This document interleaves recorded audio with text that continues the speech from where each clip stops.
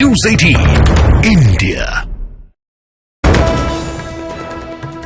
कर्पूरी ठाकुर को भारत रत्न देने के ऐलान पर क्रेडिट लेने की होड़। आरजेडी जेडीयू बोली भारत रत्न की मांग हमारी। नीतीश ने नया ट्वीट कर प्रधानमंत्री को दिया धन्यवाद। बीजेपी ने फैसले को बताया ऐतिहासिक।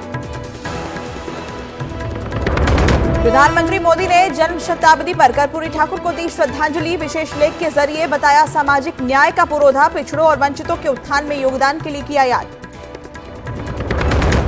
एमएससीबी घोटाला मामले में रोहित पवार से ईडी की पूछताछ पर एनसीपी शरद गुट का शक्ति प्रदर्शन। बड़ी संख्या में कार्यकर्ताओं का जमावड़ा। दादा शरद पवार का आशीर्वाद लेकर ईडी दफ्तर पहुंचे रोहित। पश्चिम बंगाल के 24 परगना में फरार टीएमसी नेता शेख शाहजहां के ठिकानों पर ईडी की छापेमारी।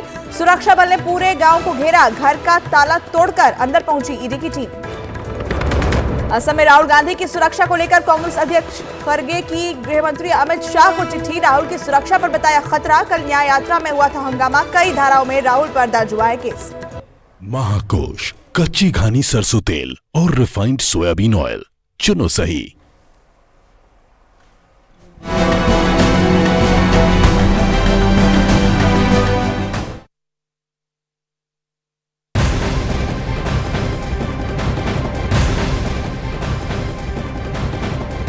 नमस्कार, न्यूज़ 18 इंडिया देख रहे हैं आप। आपके साथ मैं हूं पूजा। शुरुआत इस वक्त की बड़ी खबर के साथ करेंगे। कर्पूरी ठाकुर को भारत रत्न दिए जाने पर राहुल गांधी ने ट्वीट किया है और कर्पूरी ठाकुर के बहाने बीजेपी पर उन्होंने हमला बोला है। उन्होंने बीजेपी सरकार पर जातिगत जनगणना के आंकड़े छिपाने का आरोप लगाया और कहा कि जातिगत जनगणना से ही सामाजिक समानता आ सकती है और पिछड़ों और वंचितों के लिए काम किया जा सकता है और यही कर्पूरी ठाकुर को सच्ची श्रद्धांजलि होगी। राहुल गांधी की तरफ से ये ट्वीट किया गया है। जातिगत जनगणना से ही सामाजिक समानता आएगी और यही कर्पूरी ठाकुर चाहते थे और यही उन्हें सच्ची श्रद्धांजलि होगी।